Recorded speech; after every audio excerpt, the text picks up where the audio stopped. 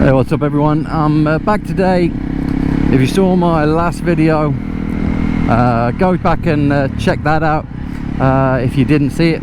But basically on the ride I've got a little off-road playground locally, just a few tracks and stuff which have now been paved, and so today I'm going out on a little recce basically to go and try and find some more little tracks and stuff.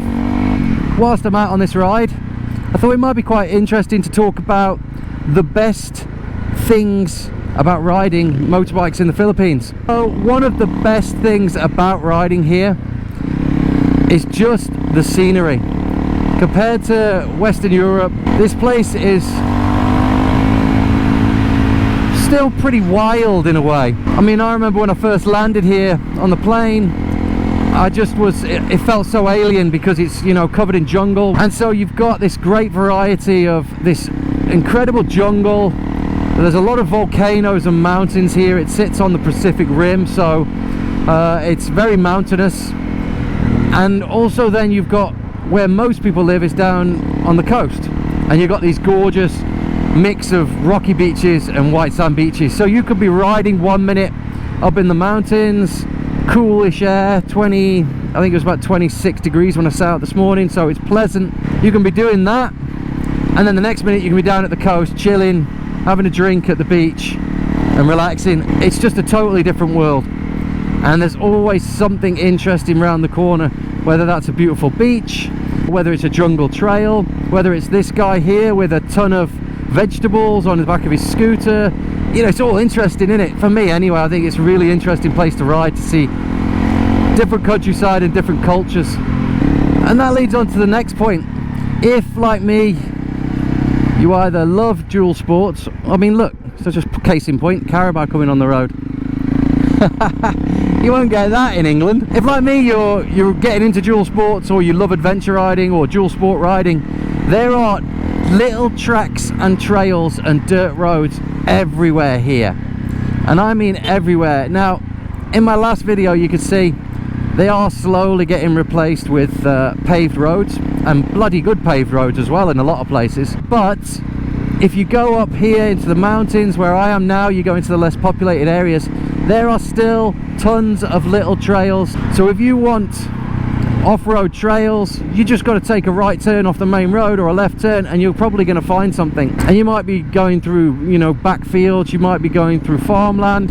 There's a different attitude here, you know, unless you're taking the piss, but as long as you're respectful, when you go through these trails and stuff, people wave and say hello. It's a totally different attitude. You know, there's none of this get off my land type stuff, or you shouldn't be here. Generally people will welcome you and will give you a smile. There's a ton of riding like this on these old little barangay roads, which is good fun. And if you want something a little bit more challenging, there's a ton of different trails, old farm tracks, things like that. And then there's a bunch of single track type stuff as well, if you guys are into that. So there's a great variety of types of riding here, and access, although everything's privately owned here, access is pretty good usually. If you can get onto the road physically, normally you'll be alright. What I'm going to do today, I don't know whether you can see the phone, I've headed out of Bareilly, south through an area called Bud, and I'm going to chuck a left here, and I'm going to head up this track, which I think I've been up some of it before. One of it goes up the steep mountain roads. I want to take a slightly different route because I've seen what looks like a little trail on the map here. Which way then? So I'm going to go there, and then I want to head on this trail, but I've got to see what it's like. But I want to see it anyway. I think it's heading up pretty high, so should be it should be interesting. Should be some good views. Well, the third thing that I think is really good for here and riding, it's just the cost. Everything is cheaper here.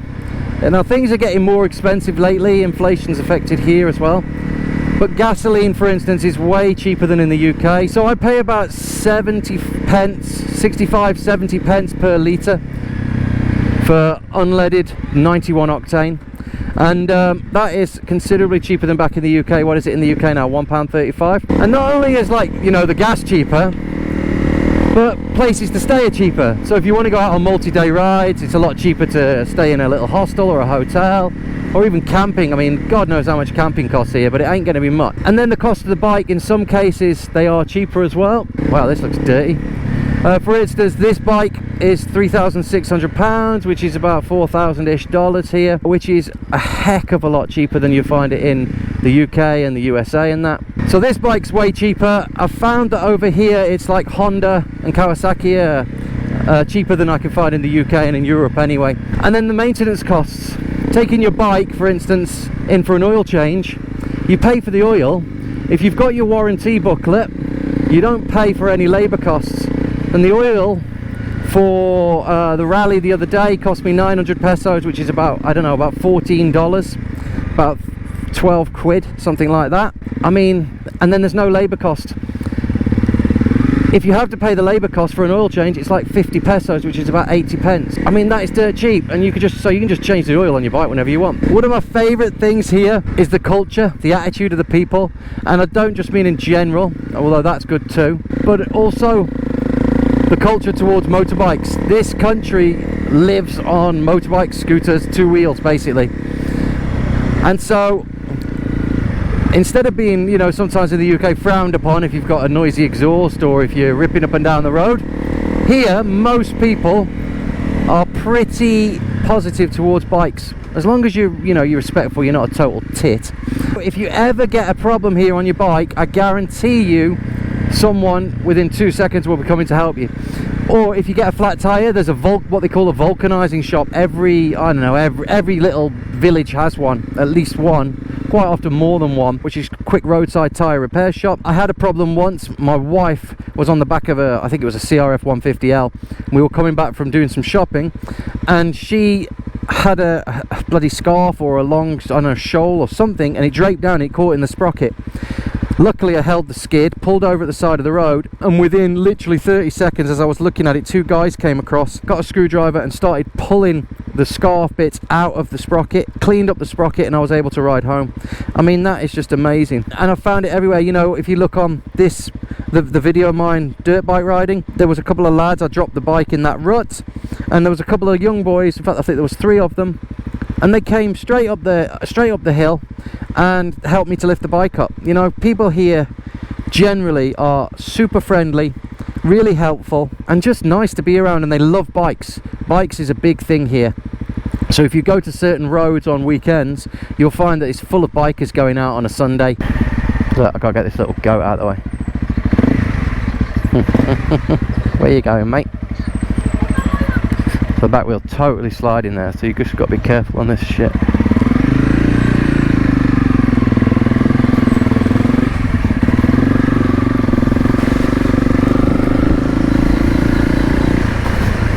If one chicken comes out, more might come out.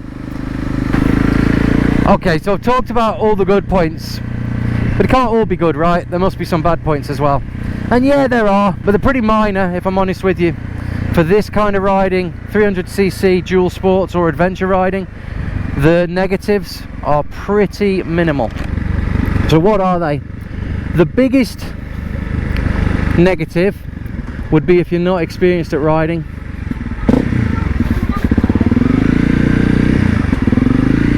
If you're not an experienced rider on road or off road, but if you're not experienced at riding, don't learn to ride here. Don't pick up a scooter and think this is a good place to learn to ride. Yeah, you can do it, but the roads here, they have far fewer rules, or at least rules that are implemented. So traffic can be hectic, people can be undertaking you, overtaking you, just finding any way to get past you basically. And then you've got pickup trucks that drive like they own the road, and then you've got buses and trucks, big lorries and stuff that kick out a lot of smoke, so it can be a bit filthy and dirty. But for safety, don't learn to ride here. It's not the place for a Westerner to learn to ride. Learn to ride in your own home country, get used to the controls so that you don't have to think about those. Then you can concentrate on the sometimes hectic traffic here. So what other negatives are there? I think this next one can be the biggest negative, but also one of the biggest positives as well. So it's really about how you view it and your mindset, but it's the weather.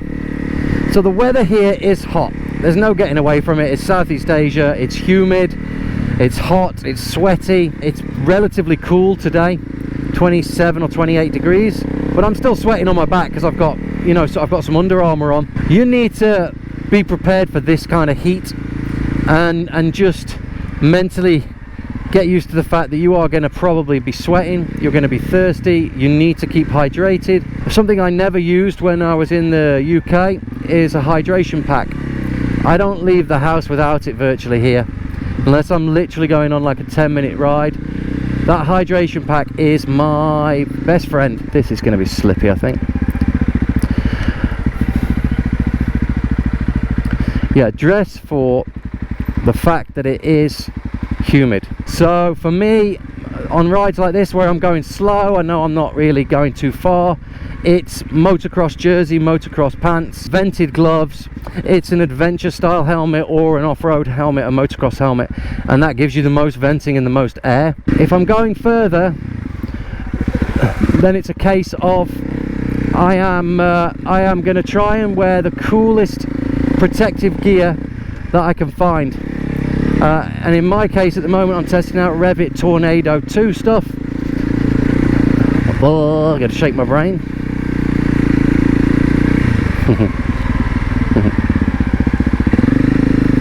I'm testing out Revit Tornado 2 gear, and I'm finding on the couple of rides that I've done with it so far is that it's decent. That it not only breathes, but it offers a heck of a lot of protection with level 2 armor, which is exactly what I want.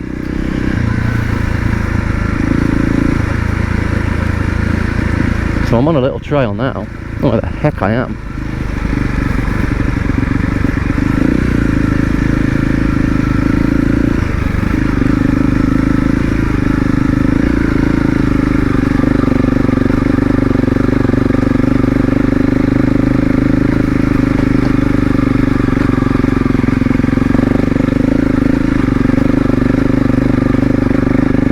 Okay, where am I going?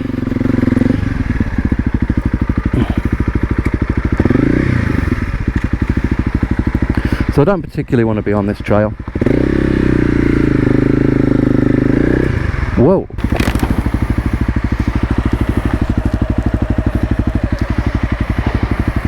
So I shall just let it walk backwards slowly.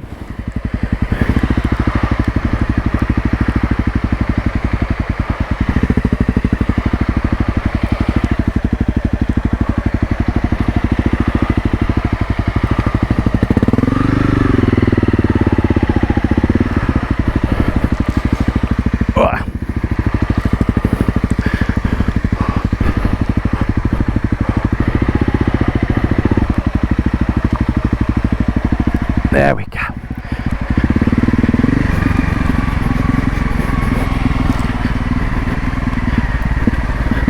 Yeah, we're standing up on this one.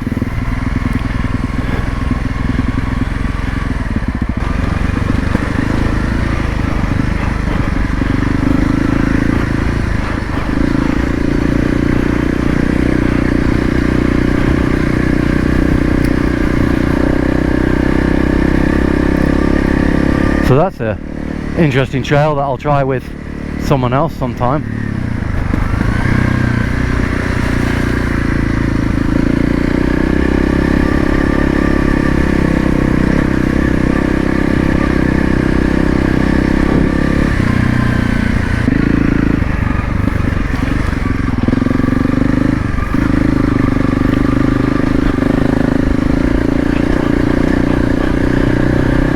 So these are some interesting little tracks down here I quite like. Hi. Hey.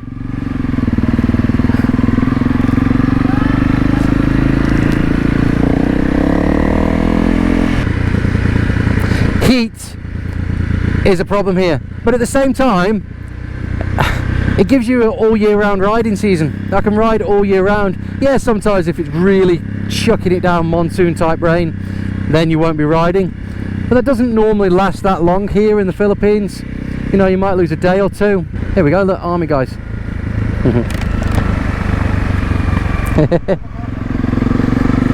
Whee! Look at that. I mean, that's talking about the culture. It's army guys, a platoon of army guys and they're all just smiling and waving at me. Talk about friendly. One thing to be really aware of is the roads are really slidey. When it's wet, like I was just coming up there, I just give it a little bit of revs in second, the back wheel's sliding. So you need to sort of be comfortable with that and know your brakes, know your bike. But yeah, so the weather could be a good thing and a bad thing. It gives me an all year round riding season. And also it means, you know, I haven't got to wear warm weather gear. My hands aren't freezing. I don't need heated grips. All these things. Just be aware of the changing climate. You could be like, 1 minute you could be in absolute boiling hot sunshine. Next minute you're getting absolutely piss wet through. But that makes it interesting as well. That's all part of the adventure, innit? Talking about the road conditions and everything as well. You know, don't speed here. I know I said there's no real laws, you know, and there's a lot of, I mean, there are laws, but they're not really enforced, speeding and stuff. But I really don't think it's worth it. And I'll tell you why it's not worth speeding here. There are so many hazards on the road. You really gotta be aware. Let's start with these guys, dogs. There's little dogs like that everywhere. Now, just as a tip, the worst time of day for it is morning and evening. So sort of sunrise until 11 o'clock in the day, basically until the heat of the day really kicks in. Then they go away and hide most of the time. And so if you're whizzing along too fast, they will catch you out. Don't speed because there's dogs. You'll also find people cross the road randomly without looking, so you have to be careful of that. There are also lots, you know, you could be whizzing around a road, come around a corner, and then part of the road is missing. There's a hole in the road, there's a load of gravel on the road, anything that can just ruin your traction. So speeding here, this is not the place to ride fast. This is the place to tour and see the scenery and have fun. Yeah, so I just got an alert about Canlaon volcano. It's still sort of active and perhaps it's kicking out some fumes. So yeah, overall, let me just turn that off a second. Would I recommend coming to the Philippines to ride motorbikes? Absolutely. Absolutely. For you guys who just want to tour around, do a few trails, see the sights, be in the mountains 1 minute and be on the beach the next minute, it's perfect. Hey, morning, Koya. Are you a vlogger? Yeah, I am, yeah. Do you have friends who are willing to buy a lot here? I 1,000 square meter. Huh?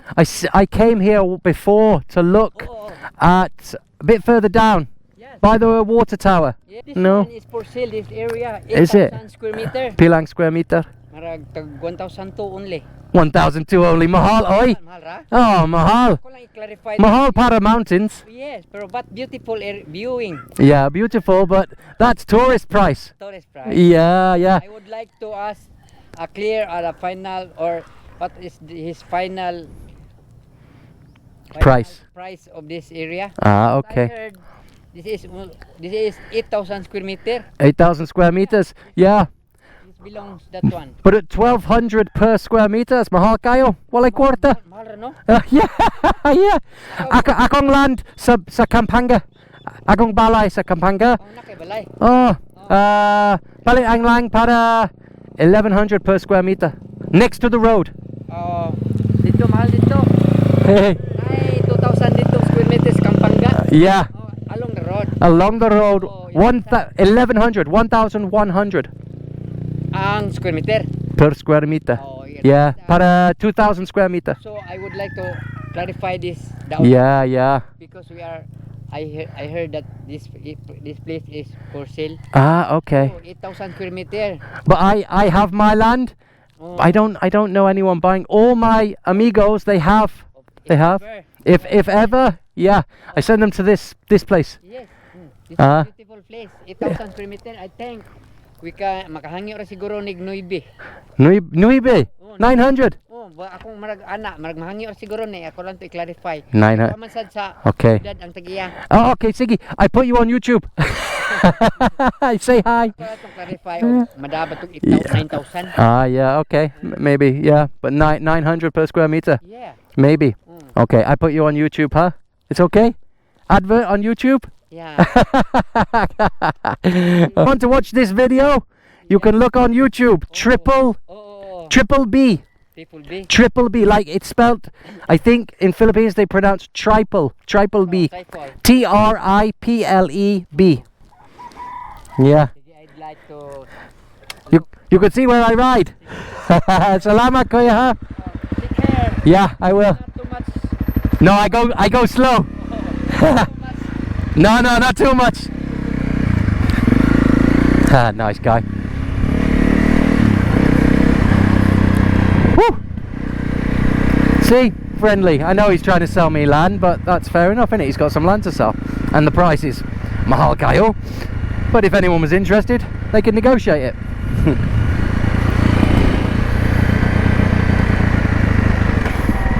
But very friendly.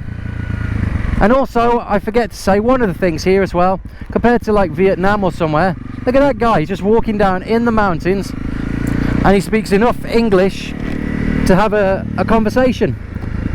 Showed me where Canlaon volcano is from that location. You know, it is nice here. You have to remember it sometimes, that it's the